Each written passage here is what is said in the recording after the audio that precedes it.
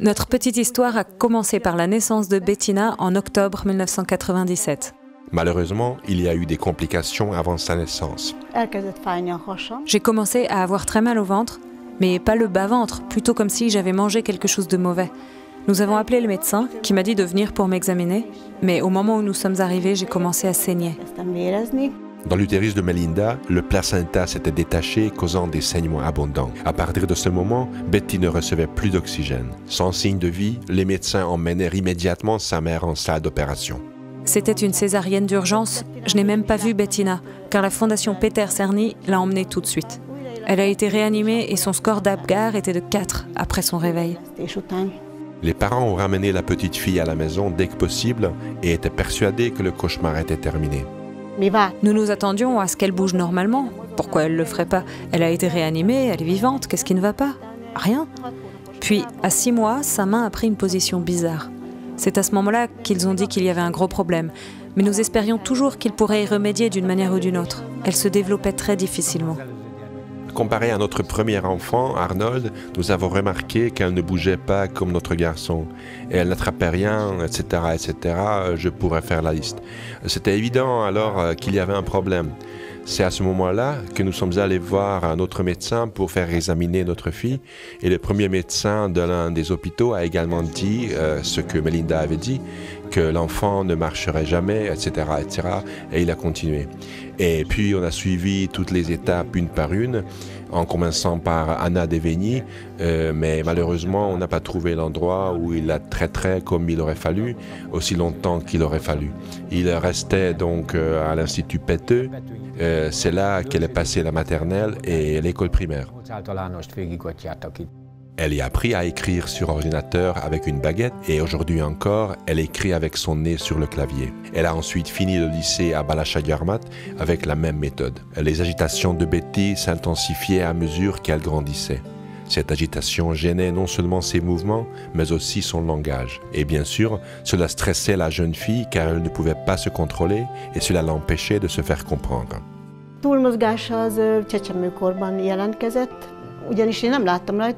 L'agitation s'est produite pour la première fois dans sa petite enfance.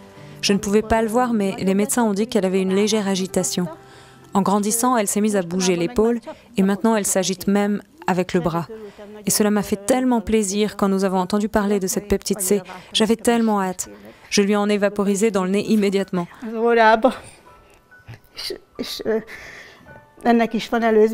Il faut dire que son agitation était si mauvaise que chaque nuit, elle se tirait presque les cheveux. Et je me sens tellement mal de ne pas pouvoir l'aider. Quoi qu'il en soit, depuis que nous utilisons cette peptide, son agitation est moins intense. Elle est plus calme, elle dort mieux. Vous pouvez le voir maintenant aussi, elle est calme.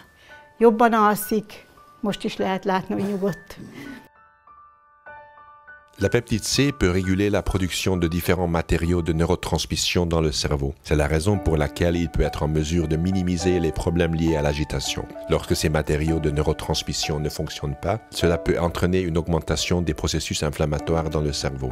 En conséquence, les problèmes d'agitation peuvent augmenter. En novembre dernier, c'était le pire. Nous n'étions jamais arrivés à ce point.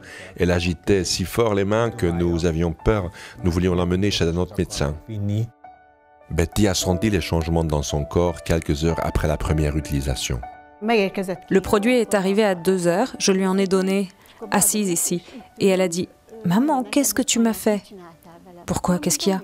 Elle a dit « Je suis très faible. » Je l'ai assise près de l'ordinateur et elle le répète. « Tu m'as engourdie, tu m'as paralysée. » Incroyable qu'elle ait ressenti quelque chose dès la première prise. Et vas-y, dis-moi, qu'as-tu ressenti quand tu as reçu ta première dose?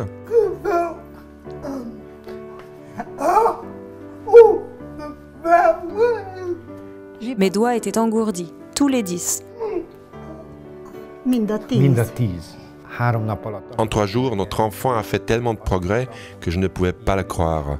Et pourtant, c'était un miracle, je jure que ça s'est passé comme ça.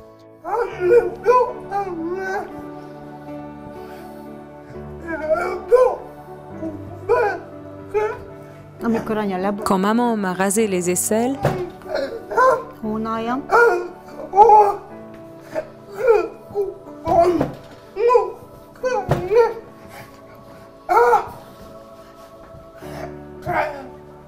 J'ai pu lever les bras. Nous avions toujours besoin d'être deux avant. Oui, j'avais besoin d'aide.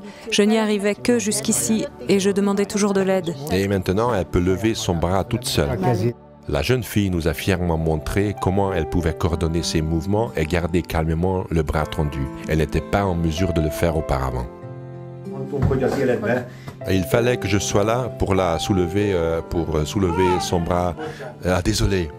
Pour lever son bras comme ça. Elle n'avait jamais réussi avant. L'autre bras aussi, tu vois, pareil. Et maintenant, sa mère peut la tenir et elle peut facilement la raser. Elle dort beaucoup plus calmement, jusqu'à 8 ou 9 heures. Généralement avec les jambes relevées. Oui, c'est encore autre chose. Elle dort toujours avec la jambe relevée. Les deux jambes étaient relevées, mais maintenant, elle s'endort tout allongée. Oui, puis elle dit « Regarde maman, je peux faire ça. Je peux aussi étirer mes jambes. » Le matin, elle se réveille en disant « Papa, j'ai caressé mon visage », ce que n'ai jamais entendu en 22 ans. C'était merveilleux à entendre, et pas seulement. Et quand elle dit ces bonnes choses, c'est là qu'on se sent vraiment génial et qu'on commence à penser qu'un miracle se produit pour de vrai. Oui, je lui dis toujours « Bettina, raconte-moi toutes tes expériences, parce que maman ne ressent pas ce que tu ressens. Alors dis-moi tout. » Ses doigts picotent toujours, c'est sûr, mais elle peut les ouvrir. Elle parle plus, ça c'est sûr. Depuis sa naissance, les parents ont essayé toutes sortes de thérapies. Ils l'ont emmenée à faire de l'acupuncture, des massages spéciaux. On leur a même promis des miracles grâce à une certaine capsule pour augmenter les cellules souches. Jusqu'à présent, toutes les thérapies avaient échoué. Nous avons essayé toutes sortes de potions thérapeutiques. Elles étaient toutes inutiles. Puis, avec cette peptide C, des choses incroyables se produisent. Des miracles se sont produits en quelques jours. Évidemment, on ne doit pas s'attendre à trop de miracles, mais ce que ce produit a fait à cette fille, c'est un miracle pour nous. Mais si nous pouvons, Bettina courra et elle pourra tout faire par elle-même. Bettina est plus heureuse car elle ressent également l'amélioration de son corps. Maintenant, nous pouvons vraiment dire que depuis décembre, nous l'entendons fredonner, chanter tous les jours ses propres tubes qu'elle écoute sur Internet, etc. La musique est toujours allumée. Et le bonheur qu'elle dégage, pas besoin de faire un dessin. Elle veut toujours faire la fête, elle chante, elle fredonne. Et elle me rappelle toujours d'être heureuse. Et elle me rappelle toujours si j'oublie de lui donner le spray. Elle me dit « Maman, le spray !»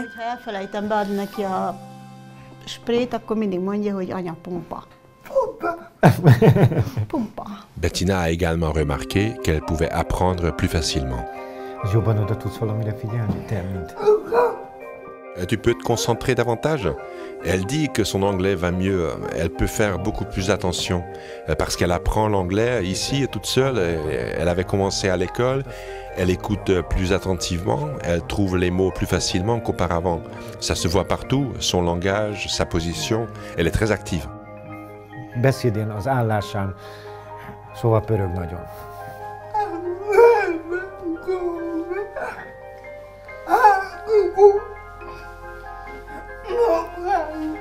Elle peut maintenant prononcer ses phrases d'un seul souffle. Elle se débat moins, elle est moins excitée et il est plus facile de comprendre ce qu'elle dit.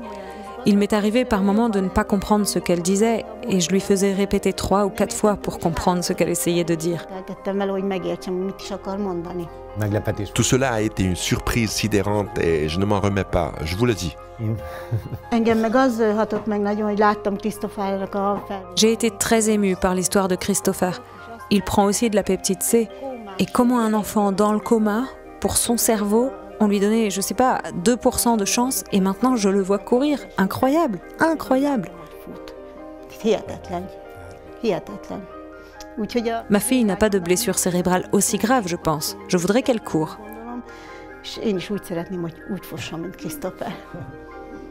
Souvent, la famille est épuisée par les soins pendant des années. Leurs nerfs seront épuisés. Dans de nombreux cas, les proches tirent leur force de la guérison d'un autre patient. La récupération rapide de Christopher a donné à Bettina et à sa famille la force et la volonté d'atteindre un nouvel objectif. C'est pourquoi ça leur fait mal lorsque des personnes mal renseignées attaquent ce produit qui leur donne, ainsi qu'à de nombreux autres patients, une chance de guérir. Je m'attends à de grands miracles, que Bettina marche, qu'elle sera indépendante. Et je ne sais même pas ce qui se passerait si cette peptide C était interdite. Un monde s'écroulerait, je pense. À vrai dire, je crois que je leur arracherais la tête. Il faut nous unir et faire voir au monde la vérité. Laisser les gens voir que nous sommes pris en charge par quelqu'un qui ne devrait pas être critiqué dans ce pays. La phrase suivante a été prononcée par la jeune fille de 22 ans suite à l'amélioration de son propre état. La peptide C m'apporte joie et bonheur. Beaucoup de choses commencent pour elle. Elle a beaucoup de projets et de détermination où elle pourrait faire ce qui n'était qu'un rêve auparavant.